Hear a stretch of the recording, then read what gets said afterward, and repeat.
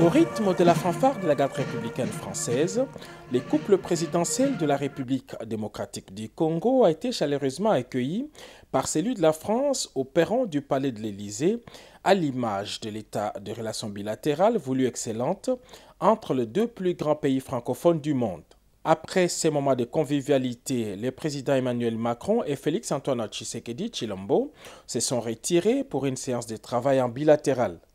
Cette visite, qui intervient dans un contexte particulier, marqué par la guerre d'agression que vit la RDC, a permis aux deux chefs d'État d'avoir des discussions franches et approfondies dans les domaines des sécurités, de la culture, de l'éducation, de la santé, des infrastructures et de l'environnement.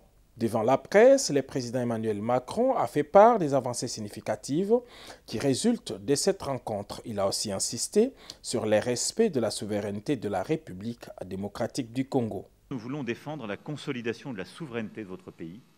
C'est l'objectif de notre excellente coopération de sécurité et de défense. Le ministre des Armées se rendra donc prochainement dans votre pays sur la base des échanges que nous avons eus pour consolider en particulier les initiatives en termes de formation, mais aussi capacitaires que nous pourrions prendre pour renforcer justement cette souveraineté.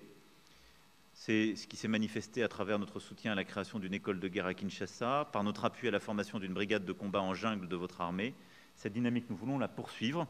Elle est clé, y compris pour donner une crédibilité à ce partenariat minier et au retour plein et entier de votre souveraineté dans toutes les régions de votre territoire. Et c'est pourquoi nous voulons être à vos côtés pour ces objectifs de défense et de sécurité. Enfin, votre visite intervient, je l'ai évoqué, dans un contexte particulièrement tragique pour le peuple congolais. Nous en avons évidemment longuement parlé avec le président à l'instant. La population de l'Est de la RDC souffre depuis maintenant 3 décennies des conflits armés, des déplacements de population et des ingérences étrangères. La France continuera à se battre pour qu'elle ne soit pas oubliée et qu'une solution soit trouvée. Et vous recevoir, passer le temps que nous avons passé à parler en détail de ce qui se joue, c'est aussi redire très clairement qu'il ne peut pas y avoir de double standard et que nous qui défendons l'intégrité territoriale en Europe, nous la défendons aussi sur le continent africain.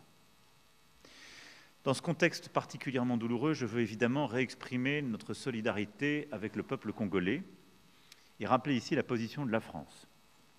D'abord, la France ne transigera jamais sur l'intégrité territoriale et la souveraineté de la RDC. Ensuite, nous n'avons aucune difficulté à pointer les responsabilités. Je vais le dire avec la plus grande clarté possible, la France condamne fermement l'action de tous les groupes armés, et particulièrement l'offensive du M23, qui doit cesser les combats et se retirer de l'ensemble des territoires qu'il occupe. Tous les groupes armés, je dis bien tous, doivent être désarmés progressivement, démobilisés. Et c'est un recours plein et entier à votre souveraineté qui doit s'en suivre. Le Rwanda, je l'ai redit au président Kagame dans un échange récent, doit cesser son soutien au M23 et retirer ses forces du territoire congolais. Le même optimisme a été clairement affiché côté congolais. Le président Félix-Antoine Tshisekedi Tshilombo s'est montré très rassurant. Ce qui a le plus retenu mon attention, c'est l'engagement encore plus grand de la France aux côtés du peuple congolais, surtout dans ce que nous subissons comme guerre injuste qui nous est imposée par le Rwanda, qui soutient le M23. Et je pense qu'avec les discussions qu'on a eues aujourd'hui, une lueur d'espoir pointe à l'horizon. On peut compter, je peux le dire, c'est un risque que je prends, mais je l'assume. On peut dire qu'on peut compter sur la France qui sera à nos côtés pour trouver cette paix.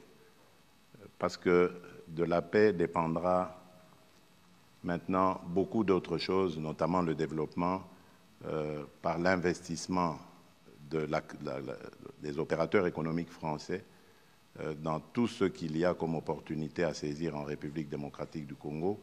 Ici, on a parlé des minerais critiques, mais on a également parlé des infrastructures et principalement du grand projet d'Inga, ce projet qui me tient à cœur et qui a beaucoup d'intérêt manifesté en ce moment. Retombée directe de cette mission officielle, le président congolais ramène quelques millions d'investissements, notamment dans les domaines des infrastructures.